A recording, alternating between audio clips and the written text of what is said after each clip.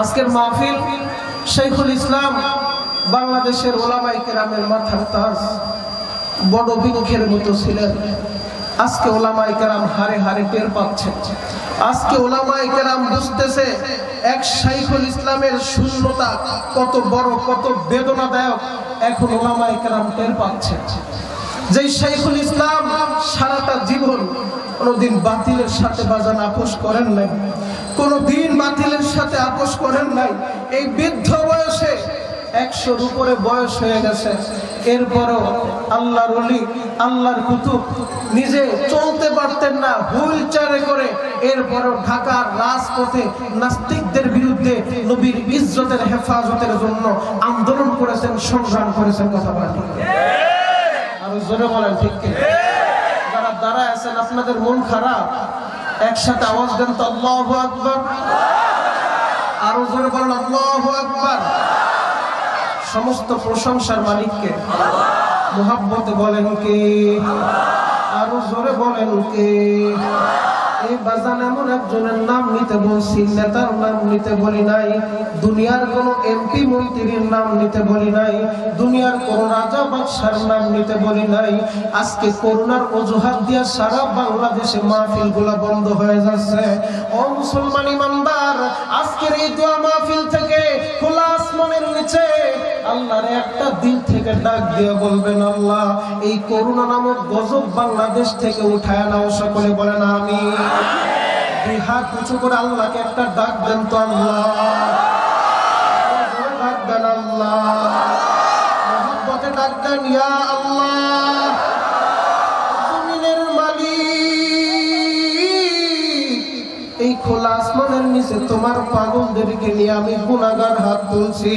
যেই করোনার কারণে আজকে মাহফিল গুলা বন্ধ হয়ে গেছে, যেই করোনার কারণে শিক্ষা প্রতিষ্ঠান বন্ধ। আয় আল্লাহ, যেই করোনার কারণে করোনায় আক্রান্ত হয়ে কেউ মারা গেলে গোসল দিতেও যায় না, দাফন কাফন করতে আত্মীয় স্বজনরা যায় না। এই করোনা তুমি আমাদের দেশ থেকে উঠায় নাও। সকলে বলেন আমিন। করোনা ইনশাআল্লাহ উঠবে, আবার বাংলার জমিনে শাহজালালের পূর্ণভূমিতে আবার ওপেনে তাফসীরুল কোরআন মাহফিল হবে। কথা বলেন ঠিক কি? রাজি আছেন না নাই? আরো জোরে বলেন রাজি আছেন না নাই? শাইখুল ইসলামের রুহানি সন্তানেরা দীপ্ত কণ্ঠে অঙ্গীকার গ্রহণ করতে হবে। আজকে শাইখুল ইসলাম রহমাতুল্লাহি আলাইহি চলে গেছেন। কিছু কিছু নাস্তিক আর মুরতাদেরা, তাদের দোসররা, দালালেরা মাথা চারা দিয়ে উঠেছে, মনে করেছে শাইখুল ইসলাম মারা গেছে, অতএব কওমি অঙ্গন মনে হয় শেষ। না না না, ভুল ধারণায় তোমরা পড়বা না। কওমি অঙ্গন শেষ হতে পারে না। এক হুসাইন আহমদ মাদানী যেমনি ভাবে বিপ্লব ঘটিয়েছিলেন ইংরেজদের বিরুদ্ধে, এক শাইখুল ইসলাম আল্লামা আহমদ শফী যে ডাক দিয়েছিলেন শাপলা চত্বরে, বাংলাদেশের ইতিহাসে স্বাধীনতার পরে এমন গণজোয়ার নবীর প্রেমে নাস্তিকদের বিরুদ্ধে আল্লাহ নবীর ইজ্জতের হেফাজতের জন্য এমন গণজোয়ার ইতিহাসে আজ পর্যন্ত হয় নাই। কথা বলেন ঠিক কি? আজকে শাইখুল ইসলাম নাই, কিন্তু তার রুহানি সন্তানেরা মরে যায় নাই। শাইখুল ইসলাম নাই, তার রুহানি সন্তানেরা এখনো পর্যন্ত জিন্দা আছে। আজকে যেমনি ভাবে চরমনাইয়ের মরহুম পীর সৈয়দ ফজলুল করিম রহমাতুল্লাহি আলাইহি চলে যাওয়ার পরে অনেক নাস্তিক আর মুরতাদ ভেবেছিল এই বাতি বুঝি বন্ধ হয়ে যাবে, এই বাগান বুঝি বন্ধ হয়ে যাবে।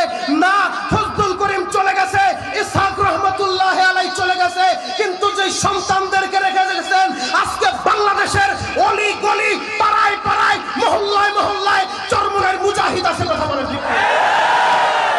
শাইখুল ইসলাম রহমাতুল্লাহি আলাইহি চলে গেছেন। নাস্তিকেরা তোমরা এই ধারণা করবা না মনে হয় কমবে অঙ্গন শেষ হয়ে গেছে, মনে হয় ওলামায়ে কেরামের জবান বন্ধ হয়ে যাবে। না, ওলামায়ে কেরামের জবান বন্ধ হবে না। এই দেহের ভিতরে যতদিন পর্যন্ত রূহ থাকবে, এই দেহের ভিতরে যতদিন পর্যন্ত রক্ত প্রবাহমান থাকবে, ততদিন পর্যন্ত আল্লাহর আসমানের নিচে, আল্লাহর জমিনের উপরে আল্লাহর নাম চলবেই। কথা বলেন ঠিক? আল্লাহর নাম যেদিন বন্ধ হয়ে যাবে, দুনিয়াটাও থাকবে না। ও নেতা সাবধান হয়ে যাও, ও নেতা সাবধান হয়ে যাও। যেই নেতার বাহাদুরি চেয়ার পাওয়ার পরে আজকে ভাবতেছো ইসলাম ও মুসলমানদের নাম নিশানা মুছায় দিবা, সম্ভব না, সম্ভব না। জ্বলন্ত প্রমাণ দেয়া যায়, আমার বানানো কথা না, আমার উস্তাদদেরও কথা না, স্বয়ং রব্বুল আলামিনের প্রিয় বন্ধু যাকে না বানাইলে আসমান জমিন বানাইতেন না, সেই হাবিবের জবান দিয়ে আল্লাহ ঘোষণা করেছেন লা তাকুমুস সাআ হাত্তা ইউকালু ফিল আরদি আল্লাহ আল্লাহ আল্লাহু আকবার।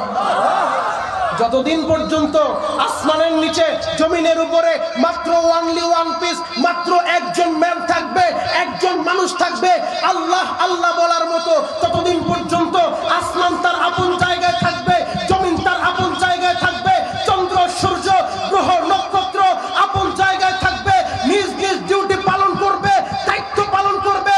যেদিন জমিনের উপরে আল্লাহ বলার মতো লোক আর পাওয়া যাবে না, আল্লাহ বলার মতো লোক থাকবে না, আল্লাহ সেদিন বলবে আসমানের আমার দরকার নাই, জমিনের আমার দরকার নাই, চন্দ্রের আমার দরকার নাই, সূর্যের আমার দরকার নাই।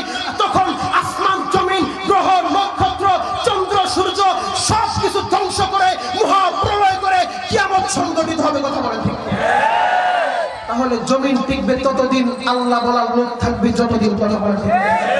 জমিন টিকবে ততদিন, আল্লাহ বলার ম্যান থাকবে যতদিন, আসমান ঠিক থাকবে যতদিন, আল্লাহ বলার লোক ততদিন থাকবে দুনিয়াতে। আসমান যতদিন ঠিক থাকবে, চন্দ্র যতদিন আলো দিবে, সূর্য যতদিন আলো দিবে, ততদিন আল্লাহ আল্লাহ বলার মতো লোক থাকবে। যেদিন আল্লাহ বলার লোক থাকবে না, সূর্যের সেদিন আলোটা থাকবে না, চন্দ্রের সেদিন আলো থাকবে না, সেদিন আসমানও আপন জায়গায় থাকবে না, জমিনও আপন জায়গায় থাকবে না, পাহাড় পর্বতাদি পাহাড়গুলা তুলার মতো উঠতে থাকবে, গোটা দুনিয়া ধ্বংস হবে। কথা বলেন ঠিক? অতএব এই আসমানের নিচে জমিনের উপরে যতদিন পর্যন্ত আহলে হক ওলামায়ে কেরাম আছে, একজনও যদি লোক হয়, মাত্র একজনও যদি লোক হয়, একজনও যদি কওমের সন্তান হয়, একজনও যদি আহলে হক ওলামায়ে কেরাম হয়, তার জবানকে স্তব্ধ করা যাবে না, তার জবানকে বন্ধ করা যাবে না। কথা বলেন ঠিক কিনা? শাইখুল ইসলাম রহমাতুল্লাহি আলাইহির কথা বলতেছিলাম। শাইখুল ইসলাম রহমাতুল্লাহি আলাইহি চলে গেছেন। নাস্তিকেরা তোমরা এই কথা ভেবো না যে এক শাইখুল হাদিস চলে গেছে, মনে হয় এখন ইসলামের বিরুদ্ধে কথা বললে, নবীর বিরুদ্ধে কথা বললে কেউ প্রতিবাদ করবে না। না, তোমাদের ধারণা সম্পূর্ণ ভুল, তোমাদের ধারণা সম্পূর্ণ ভুল। একজন নবীর আশিক যতদিন থাকবে, একজন আহলে হক ওলামায়ে কেরাম যতদিন থাকবে, তোমাদের বিরুদ্ধে, নাস্তিকদের বিরুদ্ধে তাদের কণ্ঠে আওয়াজ উঠবেই। কথা বলা ঠিক? যে যা বলে বলুক, কোরআনের পক্ষে আমরা কথা বলবোই। কথা বলে ঠিক? রাজি আছেন না নাই? আরো জোরে বলেন, রাজি আছেন না নাই? শাইখুল ইসলাম রহমাতুল্লাহি আলাইহি তিনি চলে গেছেন। তাদের রুহানি সন্তানদেরকে আমি শুধু একটা মেসেজ দিতে চাই, ও শাইখুল ইসলামের রুহানি সন্তানেরা, শাইখুল ইসলাম বৃদ্ধ বয়সে এসে যেই দাবিটা রেখেছিলেন সরকার বাহাদুরের কাছে, ওই দাবিটা বাস্তবায়ন হবে তিনি দেখে যেতে পারেন নাই। আমি বিকেলে বলেছিলাম, আজকে আবার এই ভরা মজলিসের ভিতরে আবার শুধু কথাটা রিপিট করছি যে ওই দাবিটা আমরা বাস্তবায়ন করব। আমাদের দেহে যতদিন রক্ত থাকবে, আমাদের কণ্ঠে সেই আওয়াজ উঠবেই। কথা বলা ঠিক? শাইখুল ইসলাম রহমাতুল্লাহি আলাইহি তিনি বৃদ্ধ বয়সে এসে একটি দাবি চেয়েছিলেন, যারা আমার নবীকে শেষ নবী মানে না, ও মুসলমান, আমাদের আল্লাহ একজন, আমাদের নবী এক, আমাদের ধর্ম এক, আমাদের কোরআন এক, কোনো পার্থক্য নাই, কোনো আলাদা নাই। এরপরেও দেখা যায় এক শ্রেণীর মুসলমান মুসলমান হওয়ার পরেও তারা জাহান্নামের ভিতরে যাবে, এক শ্রেণীর মুসলমান নামাজ পড়ার পরেও জাহান্নামে যাবে, এক শ্রেণীর নামদারি মুসলমান কোরআন পড়ার পরেও জাহান্নামে যাবে। কারণটা কি?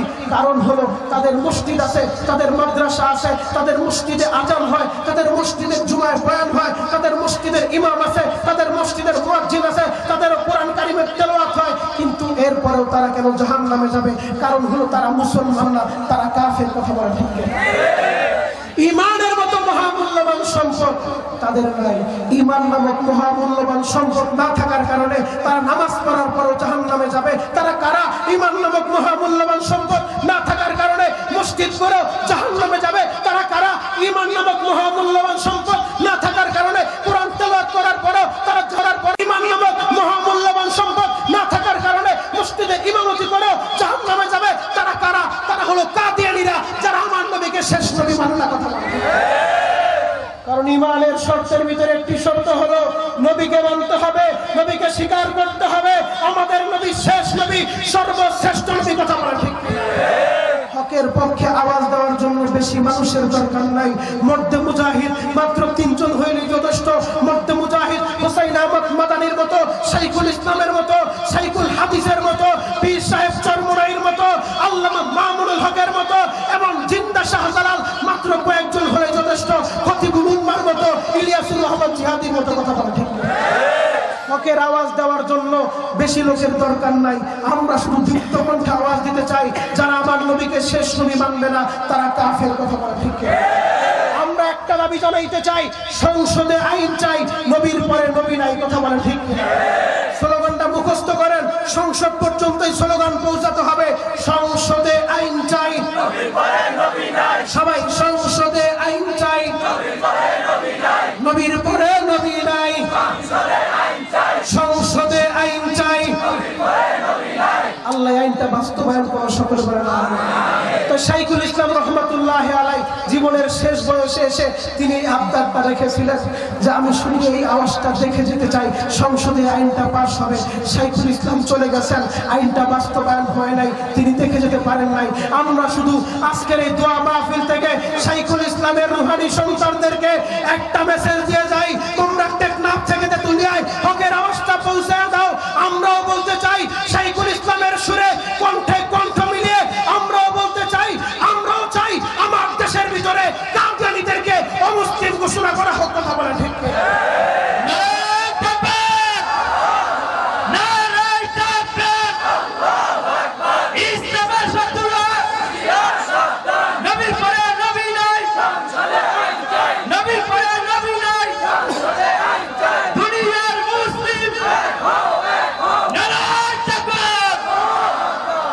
আলহামদুলিল্লাহ এই আইনটা যদি পাস হয়, কারণ আমরা চাই না তারা আমাদের দেশ থেকে চলে যাবে, এই কথা আমরা বলি না।